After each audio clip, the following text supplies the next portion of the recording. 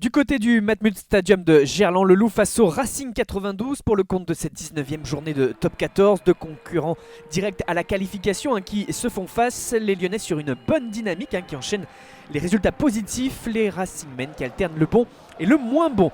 Direction la 35e minute, 9-6 duel de buteurs pour l'instant avec un jeu qui se débride grâce à Niniashvili pour les Lyonnais. La passe vers Toby Arnold et le premier essai lyonnais dans cette fin de premier acte. Une action rapide après un lancement de jeu sur touche. Niniashvili en détonateur dont on reparlera, lui qui n'a plus joué avec le Loup depuis début décembre suite à une blessure qui fait un retour remarqué.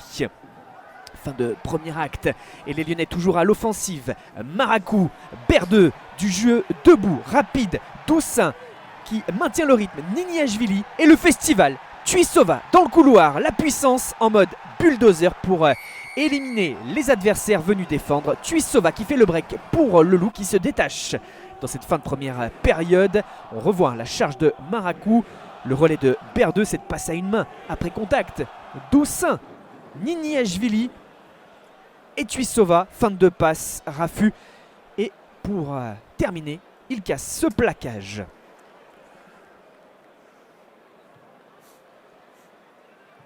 Et les différences de Tuisova, futur joueur du Racing pour l'anecdote. Et à la pause, le Loup qui mène donc largement face au Racing qui avait débuté pourtant par 2 pénalités en sa faveur et qui débute bien aussi cette seconde période avec cette touche.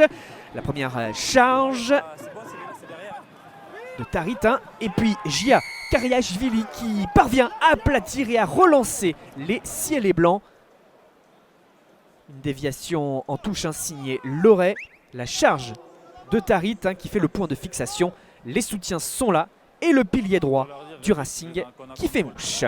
On est sur le renvoi après cet essai. Le Racing pense revenir dans la rencontre mais le Loup se réveille immédiatement, se reprend. Doussin, Cretin, coup de pied de recentrage. Un rebond un peu trompeur pour Chavancy et c'est Niniashvili qui surgit. On avait dit que l'on reparlerait de l'ailier géorgien âgé de seulement 20 ans et qui marque là son premier essai de la partie, déjà le 3e essai lyonnais. Nouveau break dans ce duel. On revoit la différence de Doussin qui part sur le petit côté. La passe vers Cretin, la prise d'information pour recentrer de ce pied gauche. Chavancy trompé, Niniashvili qui percute l'arrière francilien qui aplatit. L'heure de jeu de Wisma, la charge, le Loup continue de pousser avec ses finisseurs qui font la différence. Rimet, Sopoaga et la Arnold qui trouve Cretin en bout de ligne qui fait le tour de la défense et qui marque l'essai pour l'instant du bonus offensif pour le Loup. Dylan Cretin pas conservé par le groupe France, il fait les allers-retours avec Marcoussis, se régale en club et marque un essai important. Et puis en fin de rencontre, peut-être l'offensif du Racing pour y croire à nouveau, peut-être priver l'adversaire d'un bonus offensif. Non, ballon récupéré par Niniashvili. La course qui part de son camp. Premier coup de pied, dribbling. Le deuxième encore une fois pied gauche. Conduit de pied droit, tel un footballeur. Et Niniashvili qui signe un doublé, un essai incroyable dans cette fin de partie qui sécurise donc le point de bonus offensif pour le Loup. Un ballon récupéré alors que Donovan Taofi Fenoua n'a pas pu se saisir de la gonfle. Triple dribbling de Niniashvili. Et à la course en plus, il prend le dessus, aplati avant que ce ballon ne sorte. Et c'est lyonnais.